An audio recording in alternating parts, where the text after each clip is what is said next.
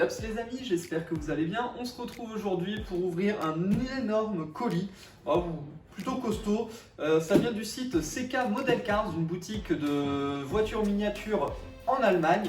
Et j'étais hyper content parce que j'essayais de trouver en occasion, parce qu'en France c'est très compliqué à trouver, la marque Jada Diecast, mais sur Fast and Furious. Et c'est vraiment compliqué parce que quand il y en a en boutique, ça part de suite et il n'y en a vraiment pas beaucoup puisque c'est pas une marque très connue comme Hot Wheels ou Majorette. Et du coup en France on n'en a pas beaucoup, c'est vraiment compliqué. Et là sur le site internet j'ai trouvé, donc ça venait d'Allemagne, ça n'a pas mis longtemps à arriver, ça a mis genre 3-4 jours, ce qui est vraiment cool. Et surtout ils ont tout mais au prix normal, voilà, parce que j'en ai vu donc sur le Bon Coin ou sur eBay partir à du 60-70 balles alors qu'en temps normal on est entre 25 et 30 euros selon le modèle. Donc voilà, j'étais quand même bien content. Allez c'est parti, on unbox tout ça. Alors, hop, la première. La deuxième que je vous montre pas puisque ça fera l'objet d'une prochaine vidéo et de la lecture cadeau. Voilà.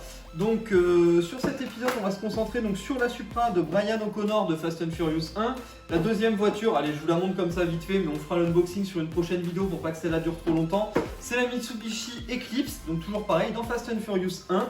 Donc voilà, la Supra, je la voulais à tout prix parce qu'elle était vendue avec une petite figurine de Brian. Et c'est pareil, ils ont fait pareil avec Dom et sa Charger, donc qu'il a dans le premier Fast and Furious.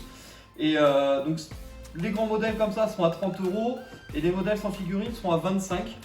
Donc voilà, le petit catalogue Jada qui nous présente un petit peu les différents modèles qu'il y a donc, dans la collection.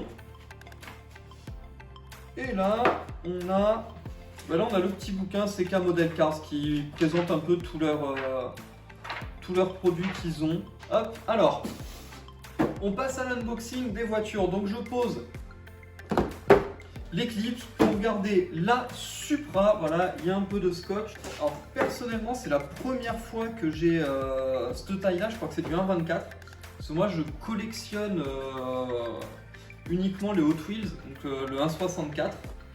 Ah ouais ok, mais ce packaging de l'enfer. Hop là, d'ailleurs je vous avais pas montré la boîte, mais bon donc voilà, on avait une petite boîte fenêtre, classique dans ce genre de figurines. Et à l'arrière, donc on peut voir les deux véhicules de la collection. Les deux où on a les figurines, donc celle avec Dom et celle avec Brian. Ouais, alors en fait j'ai voulu faire vraiment attention au packaging, mais je ne pourrai jamais le refaire, je ne m'embêterai pas. Je vais chercher un petit tournevis, parce qu'il faut un tournevis pour ouvrir. Alors à mon avis, si jamais il y a du scotch, c'est que tout doit pouvoir s'ouvrir et ça c'est bien, pour pouvoir exposer comme on veut. Donc on va commencer par le petit Brian, qui est plutôt bien fait, on reconnaît bien Brian, je vais vous le montrer. Voilà, donc on reconnaît quand même très bien Paul Walker. Alors les cheveux sont dorés, on n'est pas trop sur du blond, on est plus sur du doré. Mais bon, ça passe, on le reconnaît quand même. La figurine est en métal. Le t-shirt noir, le jean bleu, les petites chaussures. Et non, franchement, ça va, ça ressemble. On a des petites poches à l'arrière et tout ça. Alors après, on a quand même des petits défauts de peinture. Genre là, comme ici, là, on peut voir, là, il y a un peu de peinture qui a dû sauter. Ici aussi, là, il y a une petite marque. Sur le t-shirt, là, c'est pas extrêmement bien peint. Pareil, là, au niveau de la montre, en fait, c'est bien parce que ça permet de voir comment sont peints des figurines comme ça, en fait. Parce qu'en gros, ils mettent des caches. Par exemple, ils vont mettre un cache pour la montre et hop, ils vont peindre le bras, en fait, en beige. Et du coup, on voit que le cache, en fait, il ne devait pas venir reprendre sur le côté de la montre. Et c'est pour ça qu'on a du beige dessus, en fait. Allez, hop, on passe donc à la fameuse Toyota Supra. D'ailleurs, ouais, il manque un truc là que j'avais pas unboxé. Hop là. Le toit Targa que j'avais oublié. Hop. On va la capoter. Ah ouais, il est vraiment. Ah ouais, c'est limite juste posé quoi. La carrosserie elle est pailletée et ça c'est juste ouf quand même. Voilà, donc là hop, on a le petit capot qui s'ouvre. Hop, pour laisser place au moteur. Je vous montrerai ça en gros plan juste après. Donc pareil, on a les portes qui s'ouvrent également. Et le coffre, voilà, donc tout bouge. Les roues n'ont pas l'air orientables. Le volant ne tourne pas et les roues ne sont pas orientables. Ça c'est dommage par contre. Alors je sais pas si on va pouvoir le voir à la caméra un peu, mais elle est vraiment pailletée en fait. C'est vraiment la même peinture que dans le film. Donc là devant on a le radiateur, on a les feux. Hop, on a les roues qui correspondent bien, on a le sticker. De toute façon, c'est sous licence, hein, donc forcément, ils ont fait un truc plutôt ouf, quoi. Hop, voilà, donc on a bien les jantes avec l'étrier rouge et tout ça. Tac, tac, tac, hop. On retourne, le petit pot d'échappement. Alors à l'arrière, les feux font moins feu. Hein, on est vraiment sur 4 bouts qui sont peints, c'est un peu dommage. Une petite plaque Fast and Furious. Et l'autre côté, ben, on est identique au précédent côté. Voilà, donc là, hop là, voilà, avec le petit toit Targa. Par contre, voilà, il est vraiment, c'est juste posé, quoi. Ça s'enlève extrêmement facilement, mais après, on n'est pas vraiment sûr du jouet, donc c'est pas vraiment gênant. Les rétros sont en caoutchouc, par contre. Hop, c'est pas vraiment... Alors, ils ont mis un espèce de petit autocollant, mais on n'est pas vraiment sur du miroir, même si ça reflète légèrement les couleurs, c'est quand même pas mal. Hop, là, quand on ouvre le coffre, donc à l'intérieur, on voit les bonbonnes de noces, on voit donc l'arsocage à l'intérieur. C'est plutôt bien fait, mais en même temps, pas trop bien fait. Je m'expliquerai juste après. Donc là, voilà, à l'intérieur qu'on peut voir, donc, hop, avec les portes qui s'ouvrent. Donc là, voilà, on a le volant, donc bleu et tout ça. Donc ça, c'est quand même assez fidèle. Hop, avec le levier de vitesse, le frein à main. Donc tout est quand même bien positionné. Avec la console centrale très orientée côté conducteur, quoi. Elle n'est pas à droite, elle est penchée vers le conducteur. Et le moteur, voilà. Donc la Supra avec... Ah d'ailleurs... Ouais, si, ouais, ça ressemble à un 2JZ, ouais. Alors, totalement chromé, et qui bouge bien sévèrement quand même. Mais voilà, ouais, ça ressemble quand même. On a une barre anti-rapprochement. Bah, c'est pas mal. Et là, voilà, là, on a le dessous de la voiture. Voilà, donc le pot d'échappement qui est juste là. Ils ont juste fait la sortie, hein, ils n'ont pas fait tout un échappement.